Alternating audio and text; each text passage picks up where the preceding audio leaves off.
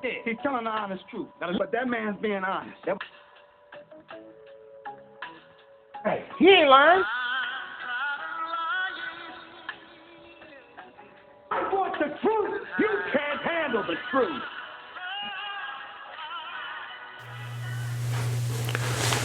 What's up, Fragrance family? Hey man, thank you all who are viewing right now. Y'all already know your viewership is highly appreciated. And if you are one of my subscribers, you already know, y'all one of them ones. Y'all keep this thing going, and I could not thank you enough, cannot thank you enough. And I want to say this, man, I may not say it enough. If you have commented and said something on my videos, I appreciate all of the positive feedback and y'all reaching out in the comments and expressing your thoughts on the fragrances that I speak of. It's just, it warms my heart, man, to know that y'all are paying attention and you actually enjoy this content, because that's what I do it for. I know I don't get 20,000 views and all that kind of stuff, and it's all good, maybe one day, but I just want to give my appreciation to those of you who do tune in and enjoy this content. So, and if this is your first time here, then welcome. This is No Cap Fragrance Reviews, where I give it to you 100% of the time. I give it to you straight, no chaser, no cap, just like some of my testers. And hey, just like I promised, this is part 2. I had to get this to y'all as soon as I did a good wearing of these, so that you all, if you want to use the code that I'm giving for this website, to go ahead and get your discounts and everything. So, a little recap.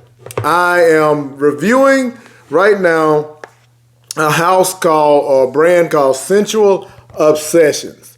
Yes, they are a clone house, kind of like not a big company where they mass produce or whatever, you know, kind of like Alexandra Fragrances or Dua or Alt. These people right here are definitely in that conversation. I've tested several fragrances right now, and a lot of them, most of them have been very high concentrated oils, last a nice long time. I have no reason to blow you any smoke. I'm giving it to you how I'm receiving it. And so you know, there is a code if you want to, it's going to be in the description. It is NoCap1010 if you want to reach out to Scentual Obsessions and pick up anything they have going on. So right now, as discussed in the last video, and what did I do with it?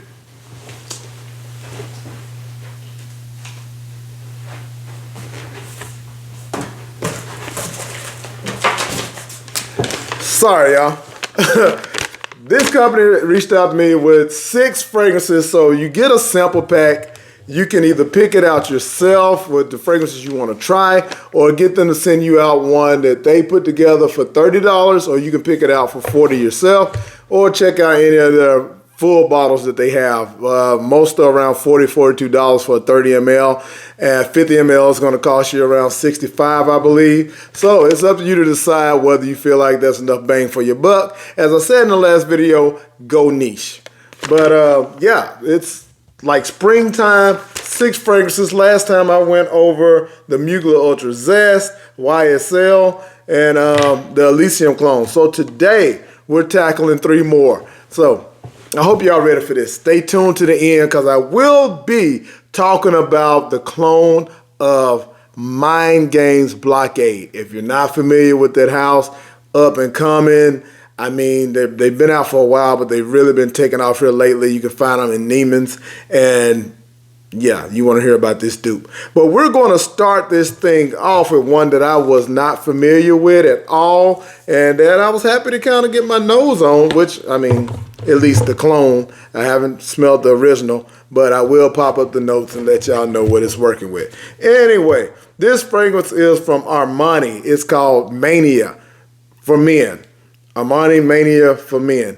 And it came out in 2002. Again, all of these are kind of like for this time of year, spring, summer fragrances. So this one has accords of woody, citrus, warm, spicy, musky, aromatic, powdery, a bit earthy with some amber nuances.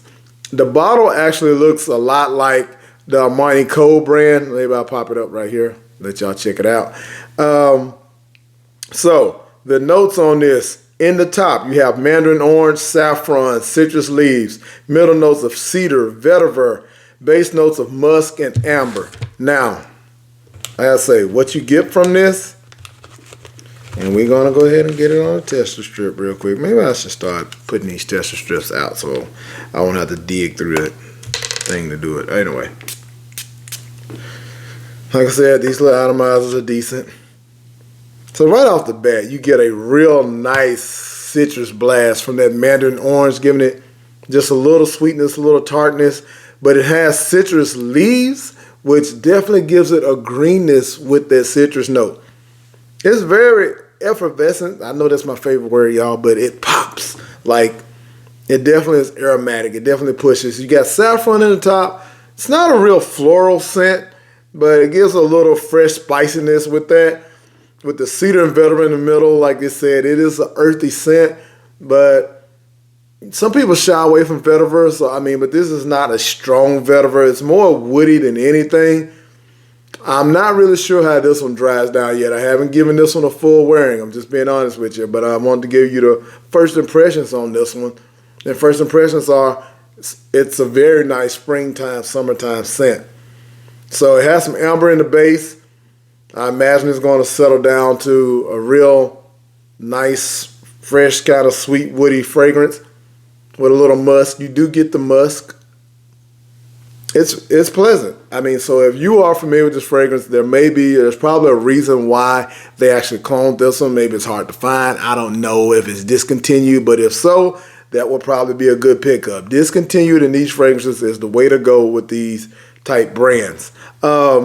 And also a little update. I did find out and figure out, shout out to one of my subscribers. Oh man, was it Michael?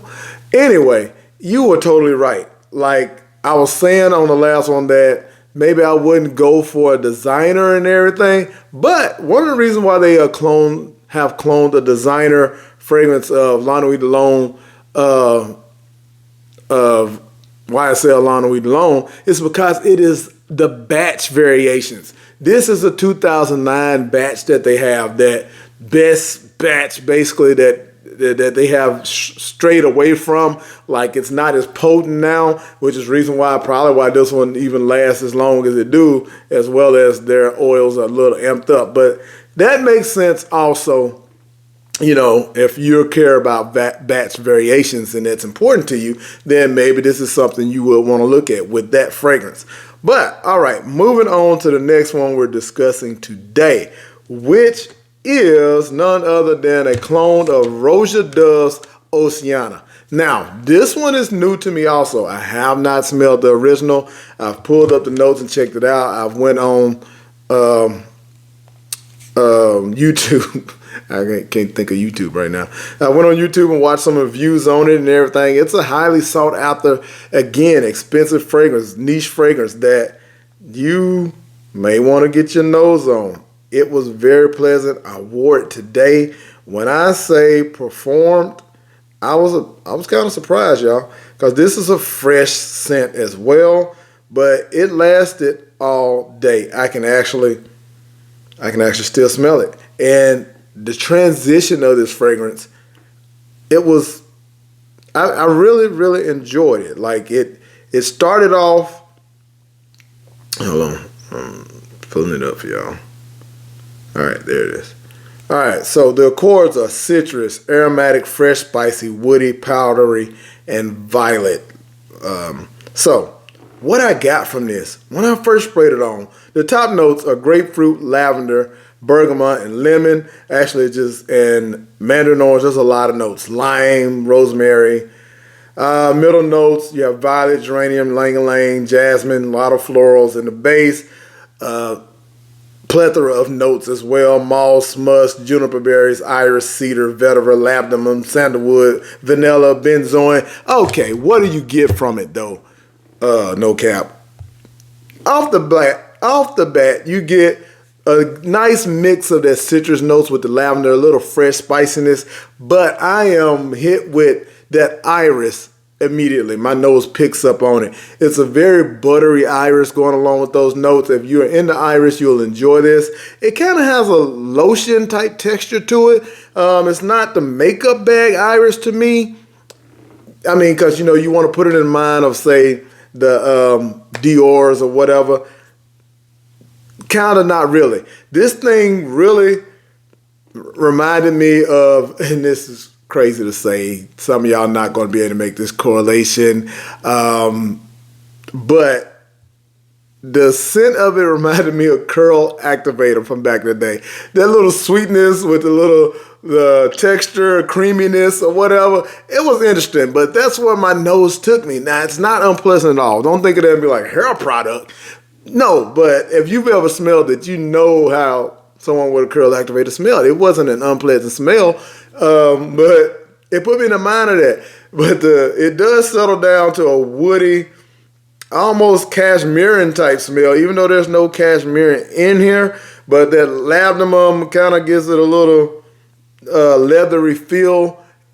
It was a beautiful scent. And like I said, it lasted. So to me, this is something worth getting your hands on. Now, like again, I'm not trying to sway you one way or the other. I'm not getting the commissions off of this. If you decide to pick something up, that's on you. But I will say this is quality. I would love to hope to get my hand on this fragrance and compare them next to each other. But standing alone, it was a very nice fragrance. I loved how it developed. I was getting wafts of it all day as I moved around. I'm like, whoa, is that it? Because it changed. I'm like, what? That is it. You know, and very pleasant. It did. The Curl Activator thing don't last through the duration of the of the fragrance either. Maybe like the first 30 minutes to an hour, I was kind of getting that feel. But definitely one to look into if you are interested and you know anything about Roja Dove and everything. Great fragrance. Now, feature presentation. Y'all, this next fragrance, there's a slight bit of hype on it. I mean, a lot of times with these expensive fragrances, they're not going to be big hype, but people who are in the realm of a fragrance like this, or it's in your budget or whatever, know of it. So, Mind Games Blockade. I have gone into Neiman's and actually, you know, when you walk in, they stop you and want you to try this. That was one of the ones the guy wanted me to try. He gave me a tester. I smelled it. I was like, okay, that's nice. You know, it was a little different, so I didn't really pay much mind to it. But I remember having it in my pocket and bringing it home and taking it out of my pocket, setting it up on the dresser. And when I was walking by, I'm like, whoa, is that thing? And it was this. It was Blockade. So the main accords are tropical, fruity, floral, sweet, aromatic, fresh, spicy, citrus, soft, spicy, and green. So top notes of this is mango, bergamot, tomato leaf, pink pepper, middle notes of mango blossom, water, cyclamen, lavender, and star anise with a base of suede, amber, patchouli, and arga wood. So now, if you think that smells great, then you are right. So what do I get when this opens up? Amazingly, y'all, and I want to say this. People I've heard comparing this to Creed Aventus. I just want them to stop. Anything that's fruity with a little spice and earthiness don't always smell like Creed Aventus. I didn't really get that. I mean, if I try to stretch my mind to see where they coming from with that, all right, cool. But this fragrance, don't knock it down by thinking that it smells like Aventus. Off the bat, it's fruity in the top, but not necessarily in a fruity way. It's amazingly that I actually get more of the tomato leaf to me on my nose. I was instantly reminded, my dad used to have a garden. I was instantly reminded of picking tomatoes from the garden with the green leaf still on it. You get that. The tomato as a fruit thing is real in this fragrance. And don't think it's all put in by thinking smelling like a tomato. I would have thought the same thing. But mixed with that mango and the mango leaf and the pink pepper, mango blossom. Oh, man, this thing, it has a juiciness to it. I hadn't really smelled anything like this before. That's why I don't want to compare it to Creed Aventus, because everything smells like that. And this is different. It lasted all day, 10 hours. I took a shower and I could still kind of smell it. Now, when it settles down, the little amber and patchouliness, Maybe it gets a little bit more towards the vintage settle down with the birch and all that kind of stuff, a little smokiness to it, but this is definitely one that will get you compliments. Now, I wore it today. I went around a lot of people. Not today. I wore it yesterday. I went around a lot of people. I didn't get a compliment, but I smelled it all day. I was complimenting my damn self like, this shit smells good. So I just want to say, hey, if you are in the realm of thinking about buying any of these type of fragrances, this is a good place to get your nose on them. For niche fragrances, 30 ml, if you got a nice collection, it'll last you. 50 ml, hey, you still kind of getting a budget, a nice bargain or whatever. Use the code NOCAP1010. Go to this website right here and, hey, check it out if that's what you're interested in, man. I mean, I just wanted to bring this to y'all, let y'all know there is a clone of Blockade coming from Scentual Obsessions. So, if you last this long, man, y'all know the drill. Go ahead and hit that subscribe button and join the family so you don't miss no other content. And if you want to try any of my fragrances that you see in my videos, most of them on it right now. I'm putting more on there. I know some of y'all probably going and you're not seeing some of the fragrances.